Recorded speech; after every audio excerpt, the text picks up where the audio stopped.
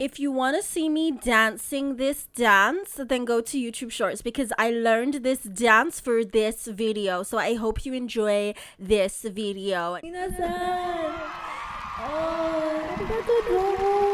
見てくれてありがとう。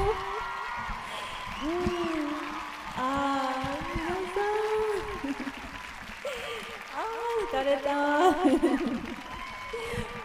実は今日は皆さん来て今日はビデオに使います。そしてこのビデオの中に推しの子のことを話せます。でもね、皆さん疲れた。そして今から日本語に使わない。疲れた。Enough of that. So, I'm sure you can tell by now, we're talking about Oshi no Ko. And from the very beginning of this anime, when it aired in the first time, it broke records. I mean, Idol, the MV, the song, it broke charts, Billboard Hot 100, I believe. And as well as that, it also broke mouse charts. The anime dethroned FMAB, a feat that nobody thought possible. But on my anime list for a time, this year, 2023, Full Metal Alchemist Brotherhood was not the top rated anime on my anime list.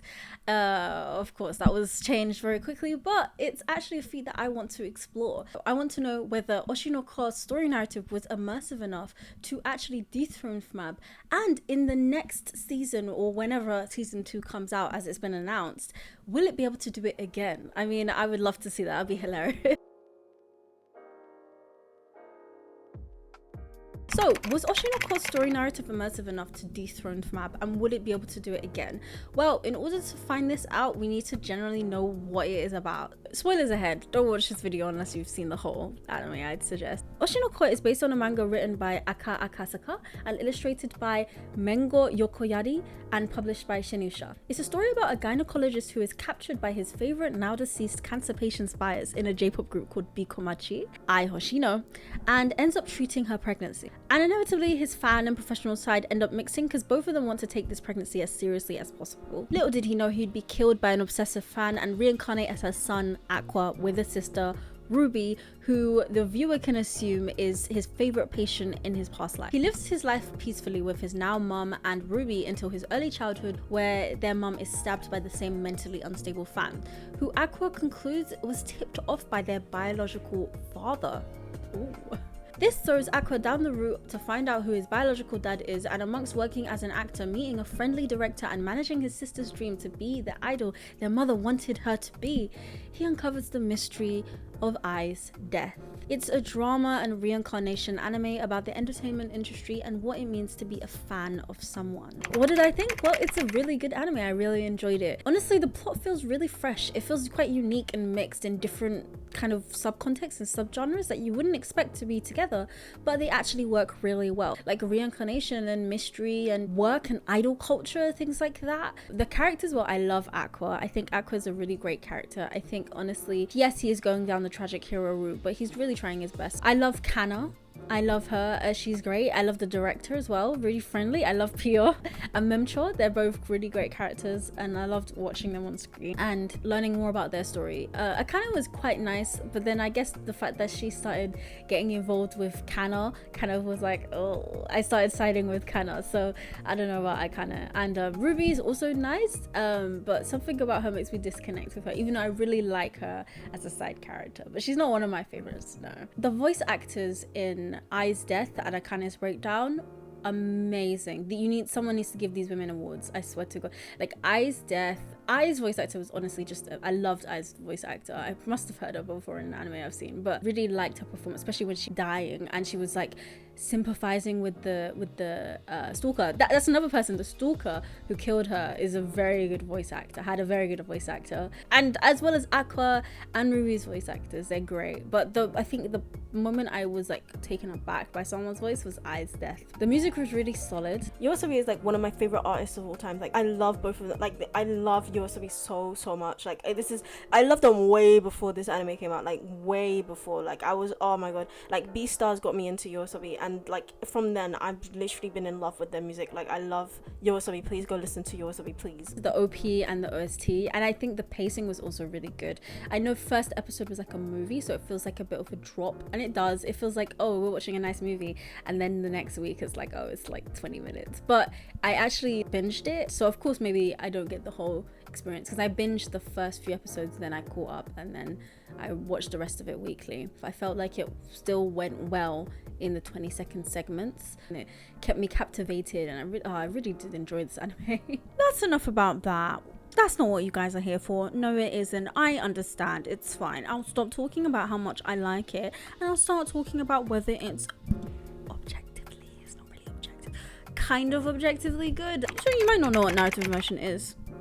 If you don't, that's fair enough. You can go down to the description, watch my video. If you don't want to click off though, I'll give you a nice little explanation right now. Narrative immersion is a way to measure our engagement with fictional media. Narrative immersion can be split into two halves, transportation and identification, and this is backed up by psychological studies, including my own study. I've then taken this information and put it into a scale which we can use to generate a score for how immersive different shows, different comics and webtoons and movies, I don't know, etc are. Alright, so my camera, honestly, I'm gonna beat it up because it really doesn't want to consistently record, and I can't even explain to you how angry I am with my camera right now, but that's not your fault. So I'm just gonna do it again, finish, do it again. Okay, transportation. This video better transport me into this world because I don't want to live in reality anymore. Well, in terms of transportation, we need to know about the inside world, we need to know about the outside world, we need to know about the abilities and skills, interesting events, and we need to know whether it was attention grabbing enough to, yeah, I guess, have a good enough score.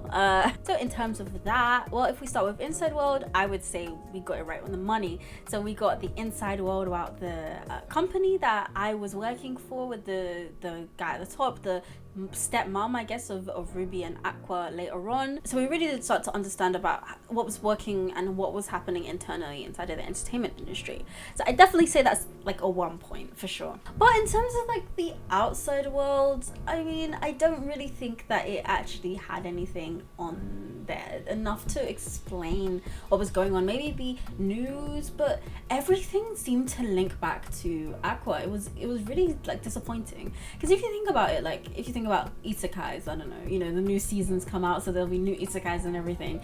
Then you think about world building, and you think about how, you know, in an isekai, a good one, they will talk about the politics of other people uninvolved from the main characters, and then you see how slowly they become involved, and you see about how they run the world separately, how different countries and different places they'll run without the involvement of any of the characters. Well, we didn't see that with this. Every single time they panned to a different character or a different person, you know, we saw the mangaka of the drama Aqua was literally playing in. We saw the bullying with Akane of a show that Aqua was in and that Akane was in, you know, Aqua and Co are involved in. But every time like anything happened to expand the world or potentially expand it, you know, classmates talking about it, it was always really directly related back, and there was never a time where we fully were taken out of the inside world and we were able to see the context that we were in properly. And obviously there's reasons why, but that doesn't excuse that it takes away from how immersive it is.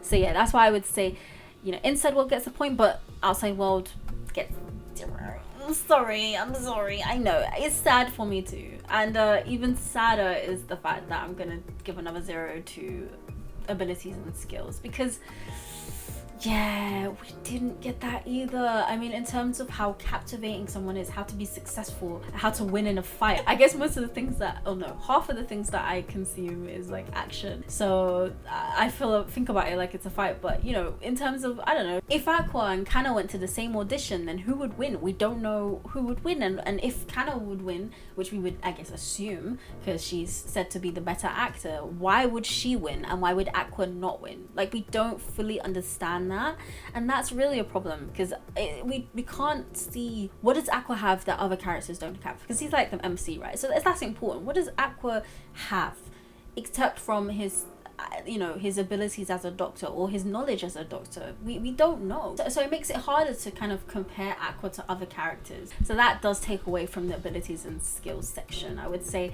for sure that it is, yeah, it's disappointing, but I have to give it a 0, to be honest with myself. It's sad though. Then interesting events. We have a lot of interesting events. This is good because we can bring it back up. We bring it back up. There is so many interesting events. If you thought that the movie was not interesting and packed full of interesting events, you've got issues, because it was interesting as hell, and there were loads of things going on. I would say honestly, just from all the different jobs Aqua does, he doesn't stop. This guy does not stop. He's always working. He's a workaholic. He, like when he was a doctor, I guess, back in the day, and he honestly is always doing different jobs, different projects. Everything about his biological dad is enough even to just say that there's enough interesting events in this show, to push it forward. So I definitely give that a 1 for sure. And lastly but not least, attention grabbing. Was it attention grabbing? Well, yes, it was definitely attention grabbing. There were cliffhangers, there were tense parts of the show. Who is the dad? Who's the biological dad?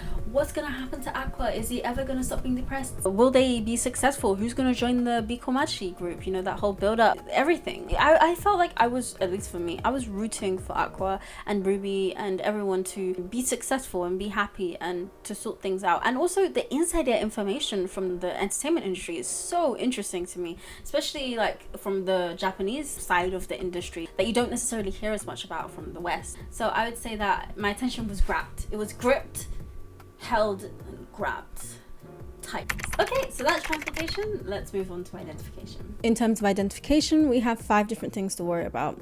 We have the MC, the side characters, the villain / conflicts, the motif / themes, and whether it was emotionally engaging or not.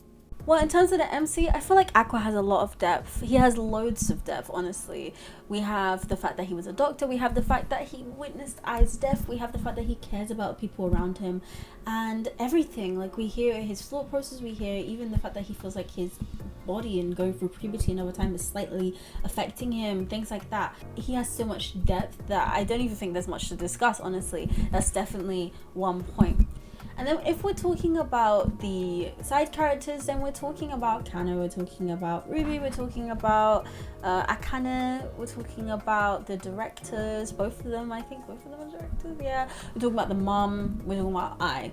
And I honestly think that they don't feel like plot devices. They feel very real. They feel quite versatile. Like they have different motives for different reasons, different backgrounds. Ruby wanting to be an entertainer based on the fact that she could only find happiness when she was watching Ai when she was in bed, as a cancer patient. All of those things are very crucial and they shaped her character. And Kana, her background as an actor, her fall off, all of that, Kana training herself as well, and how she dealt with bullying and how she was very diligent with studying different people. We're talking about the mom and how she fell out with the dad and how she's trying to lead the business herself.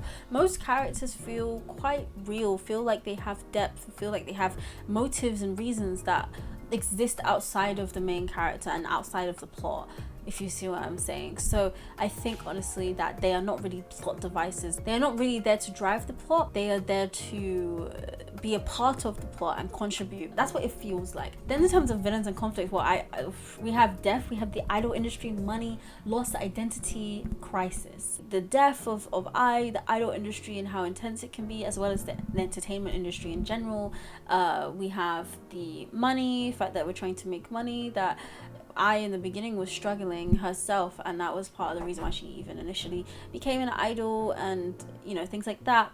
We're talking about loss. So the pain of losing Ai as an idol was really impactful on Ruby and Aqua's characters, like very impactful, and it caused a lot of trauma, I think, and trouble for them. And identity crisis, we hear about Aqua so much, just confused, like who am I, who am I a fan, am I her child, am I a doctor, am I a kid, things like that. it's really interesting to hear that, and it really does cause a lot of tension and things in the anime, even loss of prevalence or prominence in the entertainment industry that kind of has. She's grieving in a way, you can feel it when she narrates over it. Motifs and themes quite similar. Parasocial relationships I think is more of a theme than a conflict. It's definitely something that they talked about. Parasocial relationships, by the way, is let me see if I remember the definition. I think I wrote an essay on it.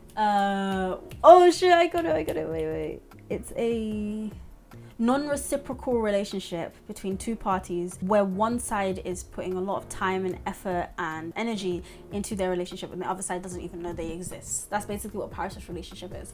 And often we talk about parasocial relationships in terms of entertainment industry, and in this anime it's spoken about the fan and the idol, but there are other situations with a lecturer that you have a parasocial relationship with, or somebody you know of, like a politician or something. You might not even like them as much, but you have to know about them so that you can vote. I mean, that's what you should do, apparently, Also, footballers and football fans, those are also parasocial relationships. Different parasocial relationships can exist, but in this case, a stereotypical, fan and idol one is actually touched upon very deeply. Then life and death and the working world, we got a lot of things about that. I classify those as motifs and themes, I suppose, because they'd be kind of tagged, talk about what is living, what is death.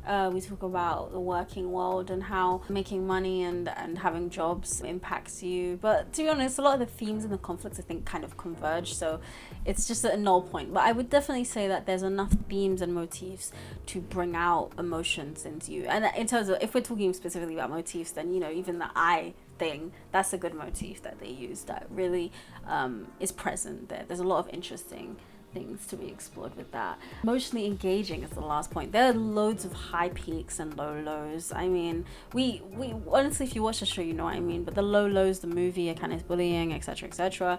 The high highs, we're talking about, I don't know, the end of the season when they finally performed, and we saw Aqua dancing, Ruby getting a band together, or getting people to join, and Kana being excited and relating with Aqua. We were all kind of rooting for that in a way, even though it's wrong. So I'm not exactly like, oh, I ship them, because the age gap is too much, but I'm kind of like, oh, I don't know. A video they made for Akane on Twitter and Twitter, whatever they called it in the show, that was a very high as well. So honestly, I think the highs are important, and they're definitely there enough to say that it's emotionally engaging. That's the last point for identification. Honestly, I just realized, that's 5 out of 5. That's like perfect score for identification in my books. I think they touched upon everything that needed to be touched upon, and they really brought the viewer in and made you identify and feel like you're in a part of this experience. You're really feeling what the characters are feeling, and that's really important when we're talking about consuming a show and how narratively immersive it is. But so was Oshi no Ko narratively immersive enough to dethrone FMAB, and would it be able to do it again in season 2? Well, 3 plus 5 equals 5-year-olds. Can you get it? Yeah 8. That is pretty high. That is pretty darn high. 8 out of 10. I think honestly 8 out of 10. It's a shaky one. It's a sticky one still. So the answer you're all looking for cannot be determined because I have not rated FMAB yet. So I don't know how it compares. But I would say that that's pretty darn close. I think it's pretty valid in dethroning. I wouldn't say that it's perfect in terms of immersion, obviously, because it's an 8, it's missed out 2 points. It's missed out on the outside world, and it's missed out on the skill/abilities. But I would definitely say that it's close and high enough for you could argue either way. Honestly, I think you could argue either way. I guess that's my answer. If you want to do one thing, then subscribe, check out the rest of the playlists and the psychology of fiction. Wait, let me say this better. The psychology of fiction, doesn't that intrigue you? Doesn't that title make you think, oh, something interesting? And then I guess I say a quirky goodbye. Janet, 안녕. 来てくれてありがとう。じゃあねー。皆さん、お元気でー。しの子を見てください。素敵アニメ。でも完璧じゃない。